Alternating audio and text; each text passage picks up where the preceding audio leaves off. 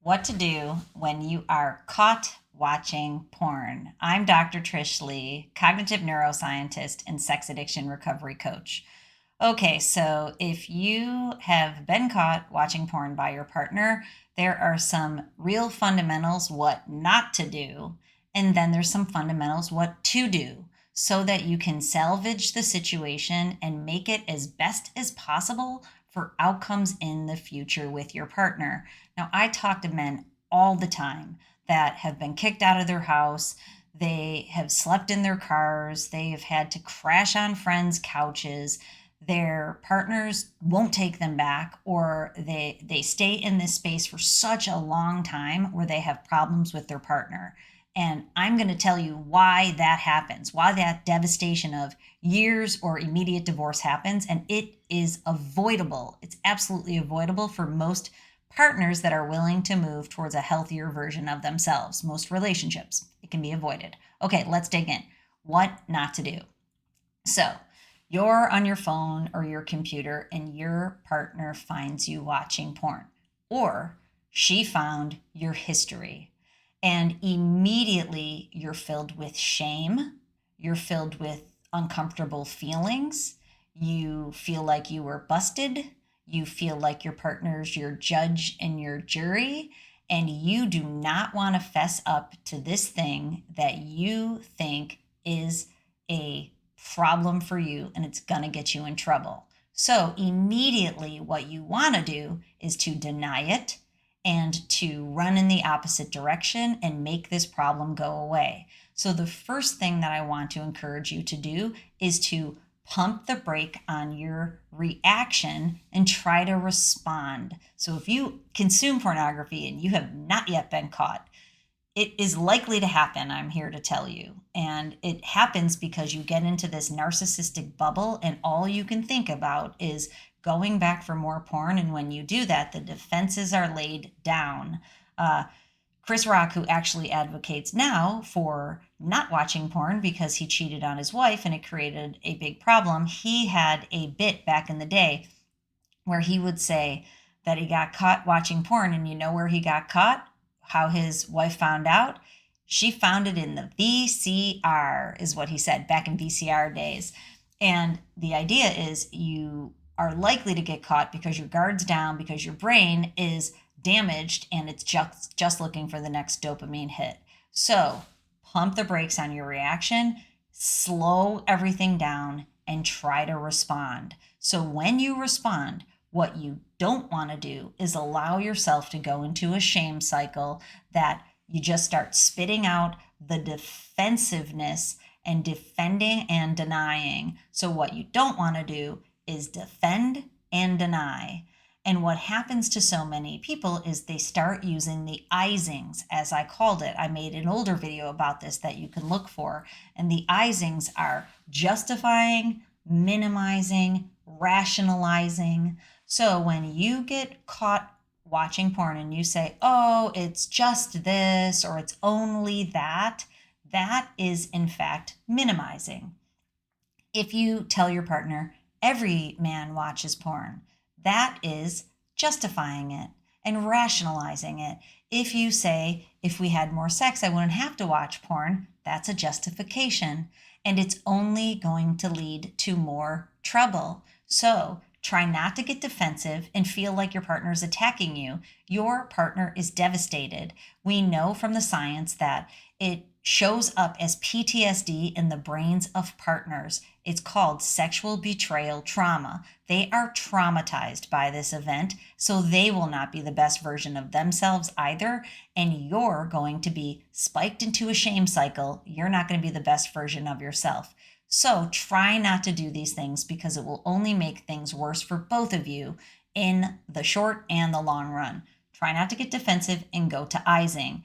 Along with that is trying not to lie or manipulate your partner. So the lies might start coming out that, this is the first time you've watched porn, and you might be feeling your partner out to see how much she knows and what you're going to tell her. And this creates a trickle out effect that I will talk to you about in a second. But you might first be going, I'm just going to lie to her. because I think she only knows about this time. She doesn't know about the last 28 years. So you might be going, okay, you might just lie to her that it popped up.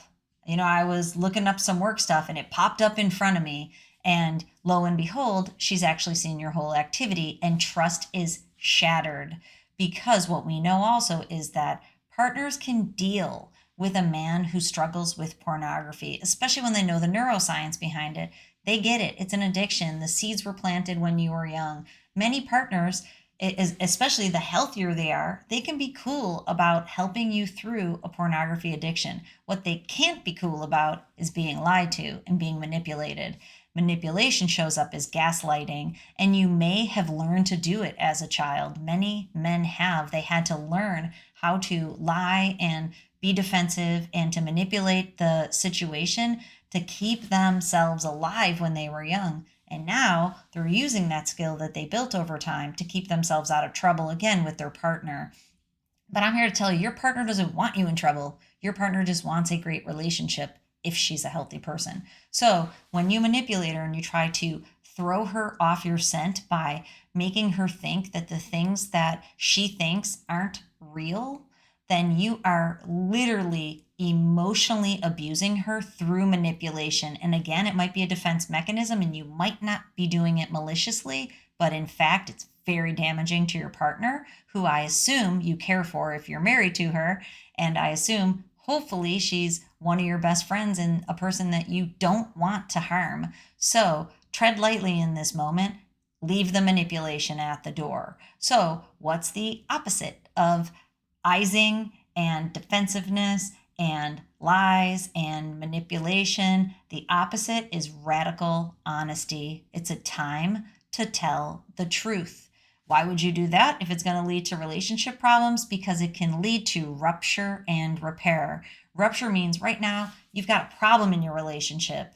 It's been blown apart right now because your partner's freaking out and you're scrambling.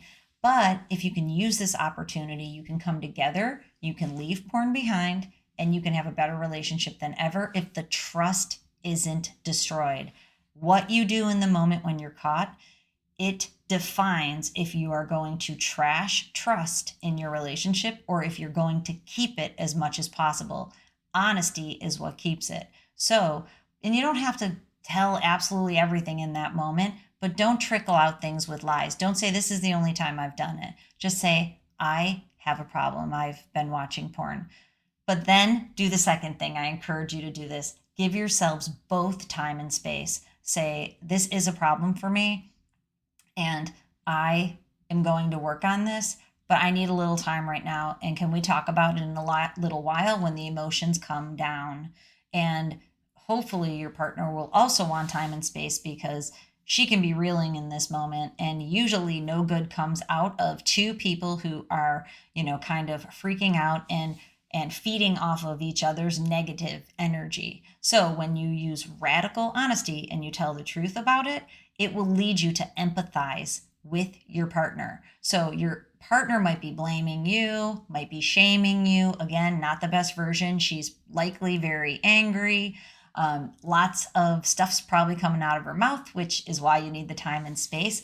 But empathy can serve you. Think about her shoes. She didn't know this was a thing, and it's been a thing for you forever. It is what she considers, some people consider it cheating, others consider it a secret sex life. It's secrets you've been keeping from her for a long time, and especially if you've told her everything else about your life and you thought you were connected in this thing, and now you've got this whole secret thing, that can be a lot for a partner to take in. Give her time and space to take it in and empathize with where she's at right now and try not to go to shame. Give it time and space. Now, when you come back after time and space, it's time to use healthy communication and interactional style. And of course, you have to be at the point where you are moving towards 100% commitment. I've made a video where I talk about 99% commitment will not work on this thing. You can't keep stashes of porn. You can't have a plan in the back of your mind that you're going to keep this going because it just doesn't work. You won't move yourself through the process that you need to get to the healthier version on the other side. So make a commitment to change, join a program that will show her that you're serious about this thing.